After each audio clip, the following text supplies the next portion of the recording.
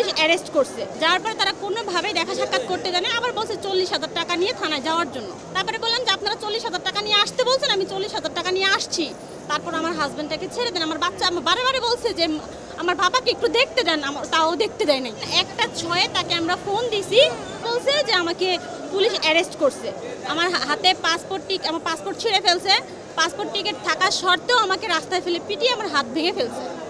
এই কথা শুনে আমরা আসছি, আসার পরে থানা আমাদেরকে কোনোভাবে দেখা সাক্ষাৎ করতে দেয়নি। উত্তরা পূর্ব থানা।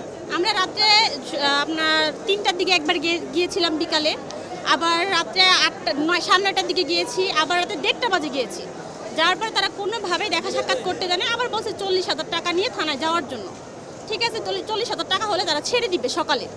আমরা টাকা নিয়ে থানায় যাওয়া সত্ত্বেও আমাদেরকে কোনোভাবে অ্যালাউ করা হয় নাই। প্লাস আমার শাশুড়িকে, সে তো সঙ্গে এখন এখানে নাই, এমন বাড়ি দিচ্ছে এইখান থেকে এই পর্যন্ত তার একবার জখম হয়ে গেছে পুলিশ।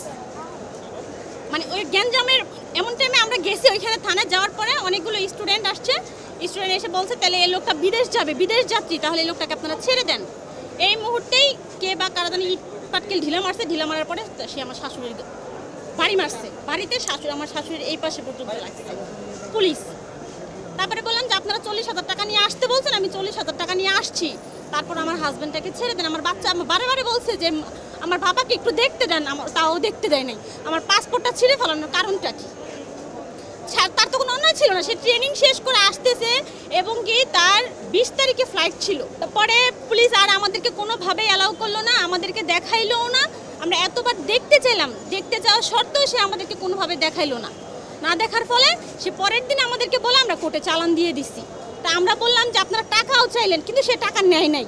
টাকা চাওয়া হয়েছে আমাদের কাছে 40,000 টাকা। আবার থানায় গেছি, পরে বলে কি খানকির বাচ্চা এখান থেকে যা লাথি না খাইতে। তা আমাদের এখানে অন্যায় তো কোনো অন্যায় ছিল না। তার নাম হচ্ছে আপনার মোশারফ, আইডি কার্ডে ছিল সে এসআই নাকি সেটা জানি না, কিন্তু এখানে একটা ব্যাচ ছিল, ব্যাচে তার নাম লেখা ছিল মোশারফ। সেটা আমরা শুধু দেখেছি না, আমরা সেটা অবশ্যই খেয়াল করে তাকে আমরা জিজ্ঞেস করছি যে এখানে আপনারা কেন ধরে নিলেন বা কী আসে এই বিষয়। সে বলে সে গ্যাঞ্জামের ভিতরে ছিল। সে যে গ্যাঞ্জামের ভিতরে ছিল, যখন 1টা 6 তাকে আমরা ফোন দিছি, সে শুধু বললো চারদিকে শুধু ধোঁয়া, আমি কিছু চোখে দেখতেছি না, মানুষ যারাই পাইতেছে তারাই নাকি গুলি করতেছে। এটা শোনার সঙ্গে সঙ্গে কিন্তু আমরা গাজীপুর থেকে রওনা হয়েছি রিক্সা নিয়ে, ওনাকে আমরা নিয়ে আসবো। সে নাকি ওইখানে দাঁড়াই ছিল, থানার সামনে দিয়ে আসতেছিল, গোলাগুলি দেখে থানার সামনে সে দাঁড়ায় ছিল যে থানার সামনে দিয়ে গেলে আমি হয়তো বা সেফলি যেতে পারবো। সে এইটা ভেবে সে আসতেছিল, এর মধ্যে তাকে অ্যারেস্ট করে ফেলছে।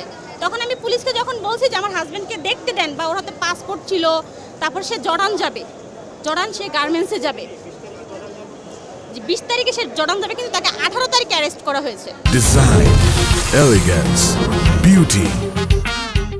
স্যার প্যাক করে দিব স্যার? হ্যাঁ, এতটুকুতেই হবে। সেরা পণ্য সবার জন্য।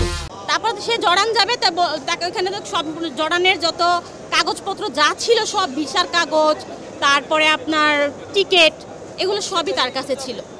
অফিসের ট্রেনিং না, অফিস থেকে এখান থেকে হামিম গ্রুপে সে এখন চাকরিধীন আছে, এইখান থেকে সে ওইখানে সুপারভাইজার হিসাবে জয়েন করবে আর কি, এজন্য সে জর্ডান যাবে।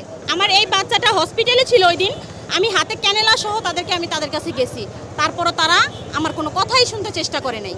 দৈনিক 5,000 টাকার ওষুধ লাগে, আমি ওনাদেরকে কাগজপত্র পর্যন্ত দেখাইলাম যে দেখেন আমার এই বাচ্চাটা, ওর বাবা যদি ভিতরে থাকে তাহলে আমি কিভাবে আর চিকিৎসা করব। 1 মাস ডাক্তার আমাকে দিয়েছে প্রত্যেকটা ইঞ্জেকশন 4200 টাকা। ওর বাবা যদি ভিতরে থাকে তাহলে আমরা কিভাবে কি করব? কোনো কথা পুলিশ আমাদের শুনতেছে না। আমার বাচ্চা পর্যন্ত বলছে আমার বাবাকে দেখতে দেন, আমার বাবাকে দেখতে দেন, আমি আমার বাবার কাছে যাব, তারপর ওর বাবার কাছে যেতে দেওয়া হয়নি।